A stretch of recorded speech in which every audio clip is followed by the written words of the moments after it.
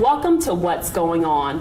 What's Going On is an effort of Children's Futures to highlight people working to improve the lives of children and family across the Mercer County region. Today on our show, we have Superintendent Duran of the Trenton Public School District. Thank you for joining us. Thank you for having me today. Now, I know that this should start your second year Yes. in with the Trenton Public School District. And what is it by now that you want parents and teachers and students to understand about your leadership by now? Well, I think one of the most important things I've been working on is really trying to bring together parents and teachers in the community around the notion of true engagement. I think that one of the things that we face in public education is a divide that sometimes occurs when we put blame on one another. Right. Teachers against parents and parents against teachers Right. and the public against us, certainly. And certainly we need to join forces to recognize that we're all working for our children. Exactly. And get away from the notion of just being involved with each other. I really hate the word involved, because to be involved with someone, you just kind of are there, but to be truly engaged, you become partners. And I think that's an area that I really want to work on and continuing to work on, not only for myself, but for the whole district. Now, we talked about you talked about engagement, and Yes. research shows us time and time again that parental engagement is really connected to a student's success. Yes. What are some of the district-wide efforts to engage parents? Well, one thing that I'm excited about this year is I've opened and launched a new office, the Office of Family and Community Engagement. So we will actually have an office that's dedicated to working, and it's also at my leadership team level, around those issues that we need to address. Under that office, we'll have our parent liaisons, our attendance officers, issues that deal with student and parent complaints if they have issues that they need to address, and also our faith-based partners, community-based partners, and how do we bring everyone in together to work for our students. So that's one big initiative we're taking on this year, a new office under the leadership of a woman named Kathy Smallwood Johnson. Also, we're working on finding ways, because engagement to me doesn't mean parents coming to school for meetings or only coming when you call them. We have to think beyond what the 21st century really is about, and thinking about text messages and email. And we're opening and instituting a new system called Parent Portal. Parent Portal. Which will be an online system where parents can actually log in and check their children's attendance, their grades, and teachers will have the ability to input homework assignments, and parents can check that too if they do that. Also, we're working on a system where we have a swipe system where students will swipe in. We're starting at the high school and then work our way down. And then when a child swipes in and they're late, or if they don't and they're absent, teacher marks them absent, then a parent would get an email or a text message, whichever they prefer. So basically what I'm trying to say is we're trying to find better ways to communicate with our parents outside of the norm. I mean, I don't know about you, but I don't run to my mailbox and open the postal mail very often to get messages. No, it's I'll very check true. email, I'll check a text message or something like that. There are a few items that we get still in the postal mail, but unfortunately right now in our district, most of the information our parents get is via postal mail. So, and I really don't think that it's necessary for a parent to have to be at the school all the time to be engaged. Engagement is making sure your children is ready for school, doing their homework at home, checking up on them, making sure that they provide what's needed, and then doing regular conversations with students around what it is that they're learning or not learning. So another important part of the Office of Family and Community Engagement is to have workshops for parents on the curriculum, on special education. What does it mean if your child's in special education? How do you get out of special education? We see too many of our students that get identified and then they'll stay there for the rest of their career. That's not what special education is intended for.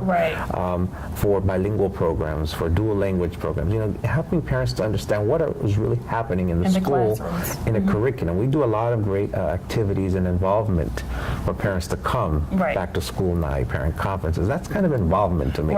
But real true engagement is when when they can understand what we're doing and we can understand what they're doing and then work for the betterment of our students. Exactly. Now, the conversation, it's a conversation with the parents. It's not just one side. The parent portal that you that you mentioned. Now, I know that the parents can go there and check the grades and even the behavior of the students, so any notes that the teacher may make. Now, can the teachers interact with the parents on this portal? Or? Well, they can, or they can set up, we used to set up an email, so we can send email out to parents. Okay. But the parent portal is really more an information database of each child, and the parent will have a password and a username. They could log in 24/7, 24 hours a day, 7 days a week, and see their child's standardized test scores as well as report cards. A lot of times I hear a lot of complaints from parents, I need a report card, I need the transcript, I need something, and they're not able to get it. They go to a school, maybe they don't have it readily available, maybe the school's closed when they need it or something like that during the summer. And this way you could just print it out. Because I know it was really my responsibility growing up in the Trenton Public School District to bring my report card home. Right. And there were times where I kind of thought about it. Right? I didn't want to. But, so this is just a way where parents are guaranteed that information straight from the teacher. The other thing that we see a lot of is we have a lot of information that's wrong, like addresses and phone numbers. So in the parent portal, you can actually log in and change your address if you move, or if you want to get a new cell phone number perhaps, you can go and log in, put your new number there. You don't have to go to the school and wait for the secretary, and then sometimes they may or may not get put in correctly, and so we mail out letters and we get tons of them back. Return, wrong address, no longer lives here. Right. That so you kind can of thing. update it. So you can update it real time, and that'll be the ability of the parents to do that. Certainly, they can still come in and do it at the school, but we want to give them the opportunity to do that at home. Absolutely. Now, what are some of the other new initiatives that you have going on for this new upcoming school year? Well, one thing I'm excited also about, we have an early childhood center that we're opening up at the former Stokes Elementary School. We've always had early childhood programs, classes, but they've been sporadic, 2 or 3 in each elementary school. We bring them all together into one center, which will be provide a lot more resources for the teachers and the students to have the whole focus of that building be about early childhood. And that's a very exciting thing we're opening up this fall. Also, we have adopted a new literacy curriculum materials for elementary students, K to 5, and we're really going to be putting heavy focus on writing. That's one thing that our students really need to be successful. We understand the need to read, and we'll continue to do that. And we started that last year with an independent reading program that we use with students, but we also need to work on the writing skills of students. So that's one thing at the elementary level we're targeting. We're also opening up 3 new middle schools. We had 1 previously, 1 in each ward, where we're going to really focus our efforts on that population. It's a very special population in terms of the needs. Pre-adolescents, you may remember when you were pre-adolescent, I certainly do when I was, and we had different challenges, and you're going through puberty, you're becoming a young person, but you're still a child, and some days you're a child, and some days you're a young person, and you go back and forth. And really looking at arts and music and clubs and bringing those back into, so we'll have opportunities for students to be successful, not just in the regular core classes of English, math, and science, but also in other areas. Very fortunate partnering with VH1 that we have gotten a grant for them to purchase new instruments for our middle schools. Wow. Millions of dollars, that was quite a grant. I think it was 1.2 million or something. But they have been able to help us. We can bring that back in. I think many students have talents and gifts that when you tap into them, you'll be able to then help them in the other areas of English and math and science. And really, truly, arts are literacy, So we're taking a big look at that and how we can approach that differently this year. And I think we can go on and on talking about all the new things that are going on. And it's exciting times, really, for the Trenton Public School District.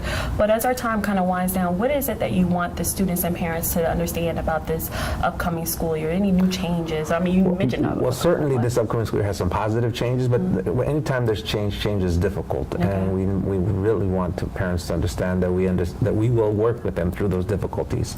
Some of that would be converting schools from K-8 to K-5 and making our middle schools as a positive in the end. But in the meantime, what it means is students having to change schools schools and not be at a building where they have been. So there will be some change, and we're trying to work our best through that. We're working very hard on trying to make sure parents can attend a school that's closest to their home. We have a challenge in the south part of our city because the population is so large there, and we just don't have the sufficient space. All of our South Ward schools are at capacity. So that's a challenge we're working on. But I just would say to parents that as we work through this reconfiguration, that I ask them to, to understand that we're trying our best to work with them in that, and in the end, the positive result will be that our students will get age-appropriate resources and supports for them. Although I understand if I was a parent or a child, for that matter, who've been going to one school for 2 or 3, 4 years, and now I have to go to a new one, but that's very difficult for them, and we have to really help them with that as we move forward. Excellent, excellent. We hope to have you back here on what's going on, even mid-year, to kind of give us an update on the progress there. Be happy to. Thank you for having me today. Thank you. And that's what's going on.